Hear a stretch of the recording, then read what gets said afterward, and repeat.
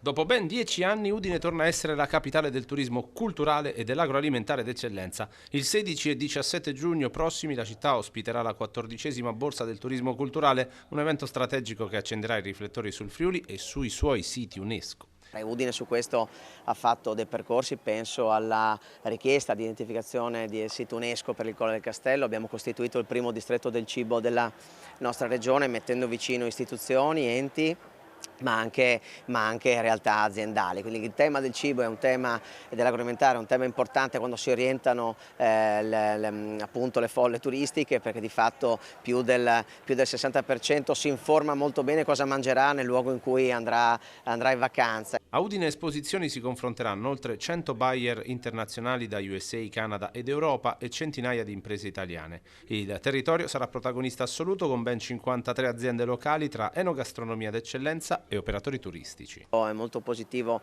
concentrare l'attenzione su questi temi ed è anche una delle cose che assieme alla Regione sta condividendo, quindi insomma i percorsi in questa fiera conciliano e si stanno caratterizzando sempre di più anche nel nostro territorio. Il convegno di apertura del 16 giugno, moderato da Tessa Gelisio e con ospiti di spicco come Matteo Zoppas, metterà al centro del dibattito l'innovazione, le imprese culturali e il forte legame con la candidatura della cucina italiana a patrimonio UNESCO.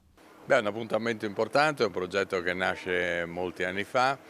Mirabilia è un network di tutte le camere di commercio dove nel loro interno territoriale ci sono dei siti UNESCO. Beh, Friuli ne ha ben 5, voglio ricordare, Aquileia, Palmanova, il sito del Palù, le Dolomiti Friulane e Cividale. Quindi faremo vedere queste nostre grandi ricchezze, non fanno che rafforzare quel concetto che noi esprimiamo sempre di più, ma lo esprime diciamo tutta l'economia del terziario e soprattutto la regione, di unire la cultura con le bellezze del territorio, in questo caso sono i siti UNESCO, e l'economia.